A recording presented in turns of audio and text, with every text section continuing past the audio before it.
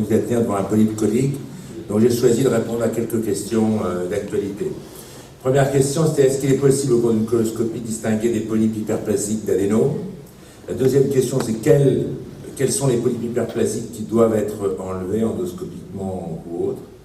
Quel risque, troisième question, de cancer ou d'adénome avancé au cours des polypes du côlon? Petite question de provocation, faut-il continuer à perdre beaucoup d'argent et faire une analyse histologique des polypes, des polypes de moins de 5 mm?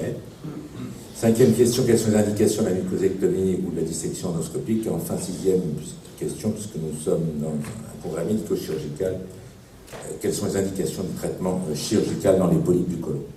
Alors, premièrement, est-ce qu'on peut distinguer les polypes hyperplasiques des adénomes? Une nouvelle classification qui a été élaborée très récemment, qui repose sur la couleur du polype, sur les vaisseaux et sur le pattern, sur le profil au niveau de la muqueuse. Quelques photos, vous voyez à gauche un polype hyperplasique. En fait, la couleur est la même que le reste de la muqueuse en narrowband imaging ou plus clair, alors qu'un adénome, vous voyez, en narrowband imaging, en chromoendoscopie électronique, est marron. Donc on voit bien la différence. Deuxième élément, les vaisseaux. Les vaisseaux, sur les polypes hyperplasiques, on les voit pas, on les voit à peine, quelques petits vaisseaux, alors qu'on voit des vaisseaux bruns, épais, sur les adénomes.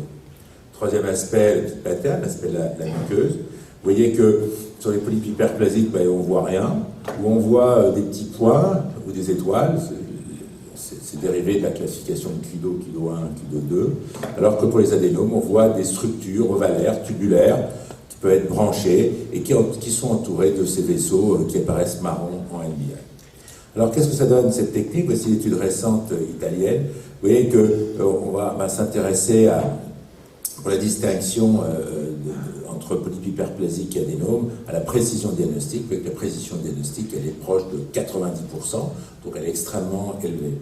Le seul problème, ce qui nous retient, on le verra tout à l'heure, c'est qu'en fait, il faut une formation, et parmi les gastroentérologues, dans les différentes études, seuls 25% arrivent à avoir un taux supérieur à 90%, ce qui est considéré comme insuffisant par la Société américaine d'endoscopie. Mais quand on voit la reproductibilité de l'histologie, même pour les polypes hyperplasiques et les adénomes, on peut se poser un certain nombre de questions. Deuxième question très rapide, quels sont les polypes hyperplasiques qui doivent être enlevés? C'est simple, c'est ceux qui font plus d'1 centimètre, surtout ceux du côlon droit. Pourquoi? Parce que les anomalies sur les biopsies endoscopiques en particulier ne permettent pas de distinguer un polype hyperplasique d'un adénome festonné, ou les cératodes adénoma, dont les anomalies cytologiques siègent en profondeur. Donc tout polype hyperplasique de plus d'1 centimètre, surtout s'il est dans le côlon droit, doit être enlevé par mucosectomie. Dans un cas sur deux, ce n'est pas un polype hyperplasique, mais un cératode adénome.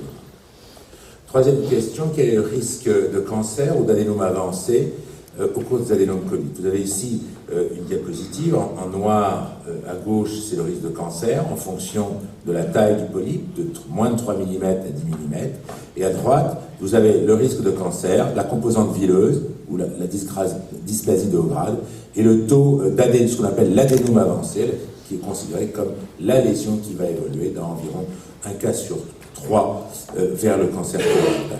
Et vous voyez que lorsque le polype fait moins de 5 mm, eh bien, le risque de cancer est proche de 0 et le risque d'adénome avancé est très proche de 0. Et le deuxième élément qu'il faut prendre en considération, c'est l'aspect endoscopique. Vous savez que les lésions polypoïdes, c'est la première ligne, ou les lésions planes, type 2A dans la classification japonaise, eh bien le risque de cancer, voici une étude japonaise de 25 000 malades, vous voyez que le risque de cancer, en fonction de la taille, il augmente en fonction de la taille. Il y a une exception, c'est les lésions 2C, vous voyez en bas à droite, cette lésion colorée à digocarmin 2C, eh bien le risque de cancer, il apparaît dès des lésions très faibles, cancer avec atteinte de la sous-muqueuse, 8% pour des lésions de moins de 5 mm, et ça passe à 70% ou 80% pour des lésions de plus de 10 mm. Donc, c'est la taille pour les lésions polypoïdes ou légèrement surélevées, et pour les lésions déprimées, le risque est très important de cancer avec atteinte de la sous-muqueuse des 5 mais surtout des 10 mm de diamètre. Alors, est-ce qu'il est possible de se passer de l'examen histologique pour les polypes de 5 mm, de moins de 5 mm de diamètre? La Société américaine de gastroentérologie avait proposé une stratégie de enlever les polypes et de les jeter pour les examiner, puisque ça coûte des millions de dollars aux États-Unis, du fait de l'augmentation des performances de la coloscopie et du fait de la campagne de dépistage et de prévention du cancer colorectal par coloscopie aux États-Unis. Mais ils ont mis un seuil de plus de 90%. Une étude récente, publiée en décembre 2012, montre que la coloscopie avec narrowband imaging a une précision diagnostique donc de 81%, que seuls 25% des endoscopistes dépassent le seuil de 90%, et que le délai correct de la coloscopie était calculable que dans 80% des cas. Alors on peut discuter de ça. Moi je pense que les polypes de moins de 5 mm, même si c'est des adénos, avec un peu d'habitude, on peut les reconnaître et on perd beaucoup d'argent que l'on ne met pas dans d'autres choses utiles dans la prévention du cancer colorectal. Mais ça, c'est un sujet de discussion. Alors maintenant, j'en viens. Quelles sont les indications de la mucosectomie, de la dissection? Quelques définitions. Donc la mucosectomie, on en reparlera aujourd'hui. C'est une technique qu'on injecte et on enlève avec une anse. La mucosectomie en plusieurs fragments. Les tumeurs, ex-tumeurs vileuses, maintenant on les appelle LST, c'est les lateral spread tumeurs. Les résections en bloc, ça c'est un élément très important quand on lit la littérature japonaise. Une résection en bloc, c'est une résection en bloc endoscopique. La résection en bloc R0, c'est un seul fragment, donc une résection totale en endoscopie, mais avec des berges latérales et en profondeur saine. Et la résection en bloc R0 curative, c'est la même chose qu'avant, mais avec une absence de critères histologiques péjoratifs pouvant faire suspecter une atteinte ganglionnaire. Donc ça, c'est un élément très important dans la discussion. Alors, quels sont les avantages de la mucosectomie? Je crois qu'il faut retenir une seule étude, publiée récemment dans Gastroentérologie. La mucosectomie, c'est un geste rapide, 25 minutes. C'est une procédure ambulatoire, plus de 90% des cas dans cette étude, avec une morbidité, j'y reviendrai en comparaison à la chirurgie tout à l'heure, extrêmement faible, 2% dans notre série. Le nombre de fragments est, vous voyez, variable, 4. Cette mucosectomie, elle peut être effectuée au total en un temps ou en deux temps dans 97% des cas. Lorsque la résection donc, est complète, ce qui est obtenu dans la grande majorité des cas, on peut avoir une chirurgie secondaire essentiellement pour des raisons carcinologiques, j'y reviendrai tout à l'heure. Par contre, et ça c'est l'élément important, ça nécessite une endoscopie à 6 mois, car le taux de récidive dans cette étude prospective sur un grand nombre de patients, plus de 500 malades, était de 20%.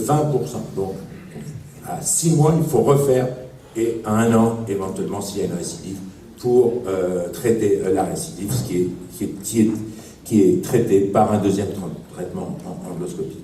Vous voyez que les complications sont relativement faibles, 7% de hospitalisation, des perforations environ 1%, hémorragie 3%.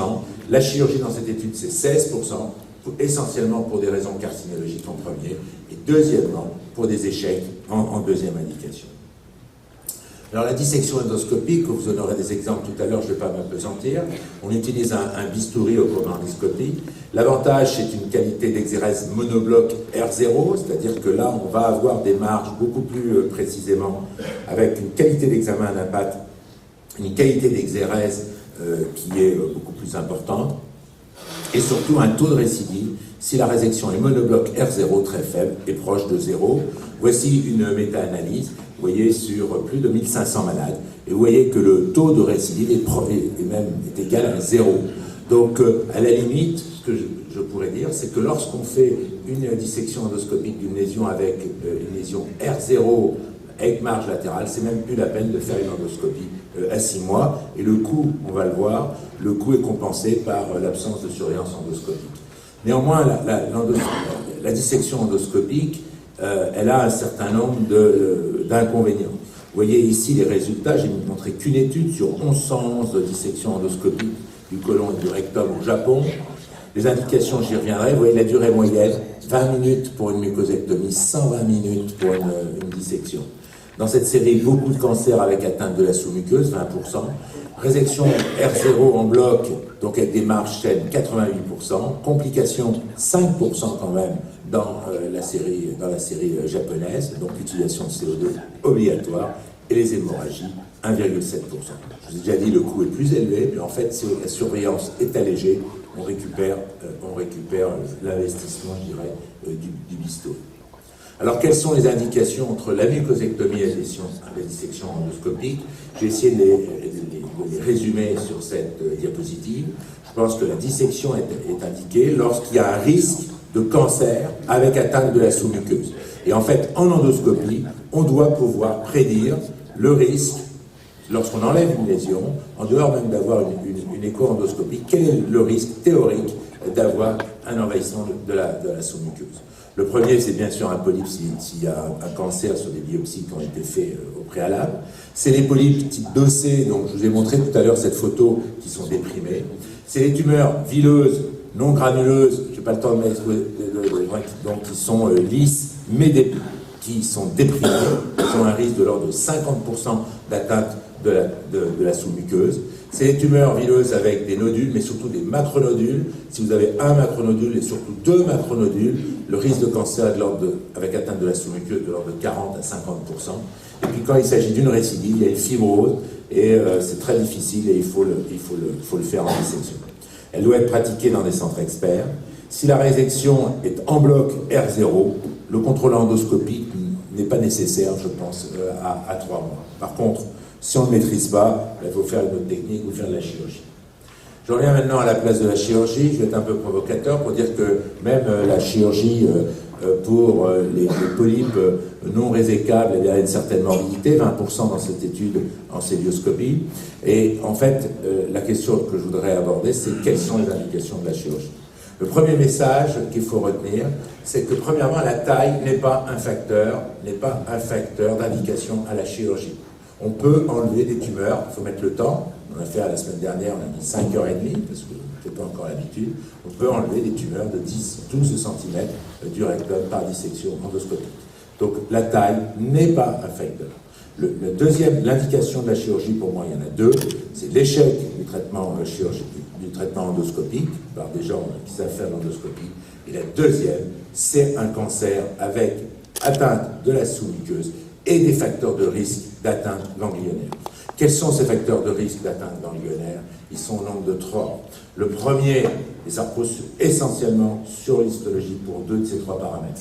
Le premier, c'est la différenciation de la tumeur, le grade tumoral, l'existence d'envol vasculaire ou lymphatique, le budding, ce sont des petites cellules qui sont devant le front du cancer, et également un aspect cribiforme. Vous voyez que chaque facteur de risque augmente le risque d'atteinte de métastases ganglionnaires de 2 à 4. Et lorsque vous avez 0 facteur de risque, dans cette étude sur 280 malades issus du Japon, le risque de métastase ganglionnaire est de 0,7%. Lorsqu'il y a un seul facteur de risque et ça nécessite une coopération avec les anatomopathologistes, le risque de métastase ganglionnaire est de 21%. Lorsqu'on a 2 ou 3, il augmente, il est à 36%. Le deuxième facteur de risque, c'est l'envahissement latéral, mais surtout en profondeur. Et on considère que lorsque un envahissement en profondeur est plus de 1 mm, il faut opérer. Vous voyez que le risque est de 5%, moins de 5% lorsque l'envahissement en profondeur est moins de 1 mm. Et donc les recommandations à l'heure actuelle, c'est si vous n'avez pas de critères qualitatifs, péjoratifs, et un envahissement de la sous-muqueuse de moins de 1 mm, vous pouvez vous passer du traitement chirurgical. Le troisième facteur de risque qui vient de paraître dans gastroentérologie, toujours par les auteurs japonais, c'est le rectum. La localisation dans le rectum est un facteur péjoratif. Et donc, si vous avez un seul critère qualitatif, comme je vous l'ai mis sur cette diapositive, il faut faire une chirurgie carcinologique du rectum en cas de cancer avec atteinte de la sous-muqueuse. Je conclus, Denis, pour répondre aux questions. Est-il possible au cours de la coloscopie de distinguer les polypes hyperplasiques des adénoïdes? Oui. Quels sont les polypes hyperplasiques qui doivent être enlevés? C'est ceux de plus de 1 cm. Troisième question, quel est le risque de cancer? C'est la taille et également l'aspect endoscopique, et j'insiste sur le caractère déprimé. Quatrième, faut-il faire la histologique? Pour l'instant, on n'a pas le droit, mais je pense qu'on perd notre argent, et qu'un jour, il faudra quand même qu'on sache où mettre ou mettre notre argent dans ce pays. 5e question, quelles sont les indications de la mucosectomie et de la dissection? Il faut faire une dissection à chaque fois qu'on suspecte un risque de cancer avec atteinte de la sous-muqueuse. Et 6e question, quelles sont les indications de traitement chirurgical? En dehors des échecs du traitement, c'est le risque de métastases ganglionnaires au cours des cancers qui atteignent la sous-muqueuse. Je vous remercie de votre attention.